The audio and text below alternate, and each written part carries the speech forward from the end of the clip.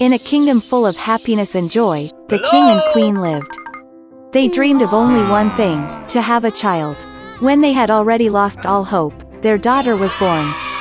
She was very sweet and beautiful. On this occasion, a great celebration was arranged, and many guests were invited to the palace, among whom were good sorceresses. They were given the warmest, most cordial welcome. But the king and queen made a big mistake. They forgot to invite another sorceress. She had not left her tower for many years, and everyone thought that she had died long ago. When the time came to give gifts to the princess, the fairies generously rewarded her with beauty, a kind heart, intelligence, a beautiful voice, the ability to dance and play various musical instruments. When the turn came to the last sorceress, an evil fairy, whom they forgot to invite to the holiday, unexpectedly entered the hall. Cutlery was immediately brought for her, but she felt that she was not received as respectfully as she should have. Pulling the goblet and plate away from her, she muttered a spell. The sorceress wished that on the day of her 16th birthday, the princess pricked her hand with a spindle, and from this she died. The queen wept bitterly at the wish of the evil sorceress, and the king ordered to seize the witch. But she had already disappeared with an ominous laugh. Fortunately, the last of the fairies has not yet had time to say her wish to the princess. She could not undo the spell, but promised that the girl would not die, but would only fall asleep deeply until she was awakened by the kiss of love. The king immediately ordered the destruction of all spindles in the kingdom. And then came the day of the princess's 16th birthday, the day that the evil fairy spoke about. The princess grew up to be a beautiful and kind girl. The king ordered 3 sorceresses to watch over her. Fairies guarded her like the apple of an eye. On this day, the king and queen locked the girl in a room to prevent a terrible event. But the princess did not want to be locked up. Suddenly, a door appeared in the wall of her room, which the girl had never seen. She heard strange sounds outside the door. Burning with curiosity, and not knowing what awaited her, the girl entered her. The door led into a dark room in which a woman was sitting with her back to the princess. She was spinning. The girl had never seen a spindle in her life. She became curious. The princess went to the spindle, touched it, pricked her finger and fell into a deep sleep. And that woman turned out to be an evil fairy who was very happy that her spell had come true. Now everyone called the princess Sleeping Beauty. Upon learning of the misfortune, the kind sorceress decided to put the king and queen and the whole kingdom to sleep until the girl awakens. Soon, such impenetrable thickets of trees and thorny bushes grew around the castle that no one could get through such a thicket. 100 years later, a handsome prince from another kingdom went hunting. Seeing from afar the towers of the abandoned castle, he remembered the old story about the Sleeping Beauty that his parents had told him. And the prince decided to get inside. He struggled to make his way through the impenetrable thickets of trees and thorny bushes. But in the end, the prince approached the gates of the abandoned castle. He walked around the entire castle, and looked into the throne room. There the prince saw the king and queen sleeping. Then, in one of the rooms, he noticed Sleeping Beauty. She was sleeping on a bed decorated with flowers.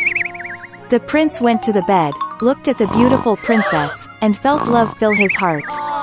He could not restrain himself and kissed Sleeping Beauty. And at that moment, she opened her eyes and saw a handsome prince. The king and queen also woke up, as did the whole kingdom.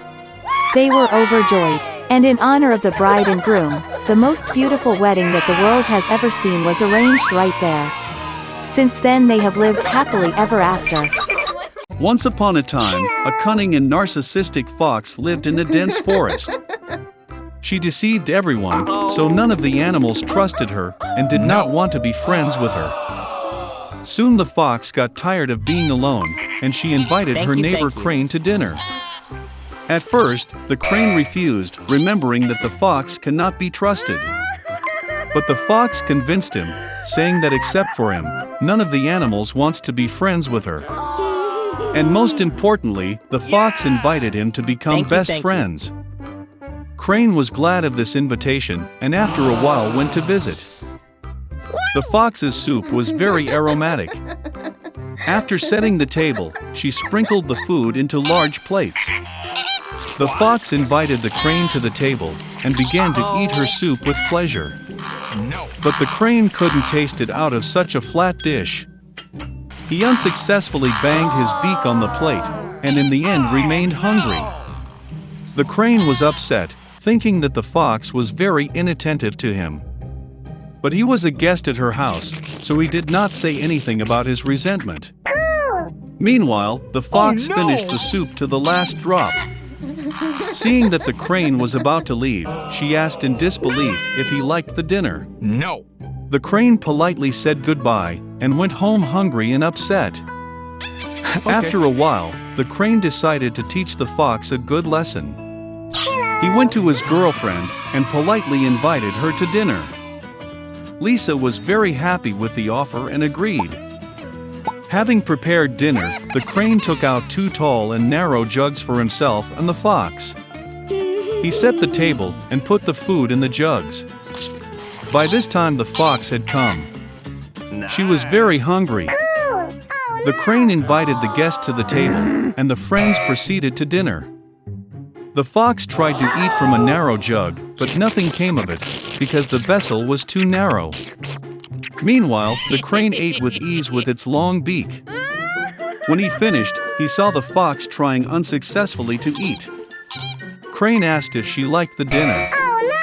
But the fox replied that she could not eat anything due to the fact that the jug was too narrow and long. The crane was expecting a similar answer. He reminded the fox that he had left her house hungry because the plate was too flat. And then she realized her mistake. She felt ashamed that she was so inattentive to her neighbor.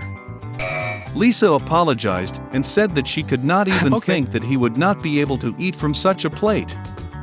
Crane forgave her and said that henceforth they need to remember their differences. Having said this, he brought a large plate from which the guest could easily eat her dinner. When it was time to say goodbye, the fox got an idea. She asked the crane to take one of his jugs to his home, so that he could easily dine with the fox. The neighbor liked this idea. He praised the fox, saying that if she uses her cunning and ingenuity for good deeds, she will have many friends.